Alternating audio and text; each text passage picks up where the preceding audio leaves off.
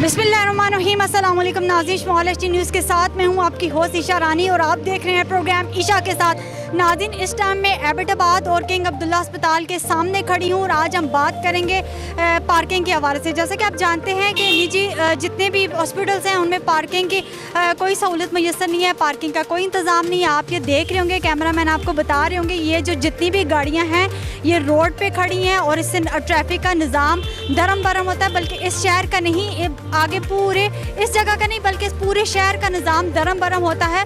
और जो आवाम के मुतालबात के बावजूद भी कोई यहाँ पे कार्रवाई नहीं की गई। इंतज़ामिया इतनी सुस्त है कि उसने इस पर कोई एक्शन नहीं लिया, क्योंकि अस्पताल के साथ पार्किंग का होना बहुत लाजमी है। अगर कोई सीरियस पेशेंट मरीज़ आ जाता है तो वो क्या रोड पे खड़े होकर मरीज़ को उतार के अंदर लेके जाएंगे? अगर पार्किंग ना हुई तो वो गाड़ी किधर खड़ी करेंगे?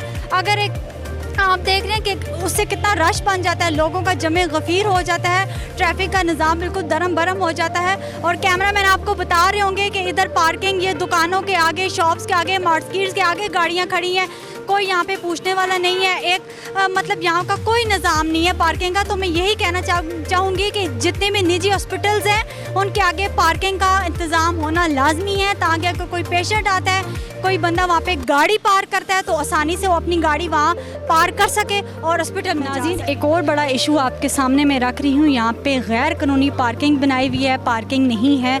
और आप देख रहे हैं कि इतना बड़ा हॉस्पिटल है और इसके आगे, निजी हॉस्पिटल के आगे उन्होंने पार्किंग नहीं रखी हुई और यहाँ पे लोग अपने तहत पार्किंग में गाड़ियाँ खड़ी करते हैं। लोगों का झगड़ा भी होता है क्योंकि गाड़ियाँ लगी हुई होती हैं और इस पर भी कोई अमल दरामद नहीं है। और इस पर क्यों नहीं अमल दरामद हो रहा कि पार्किंग तो होना बहुत लाजमी है, वो भी गाड़ियों के लिए।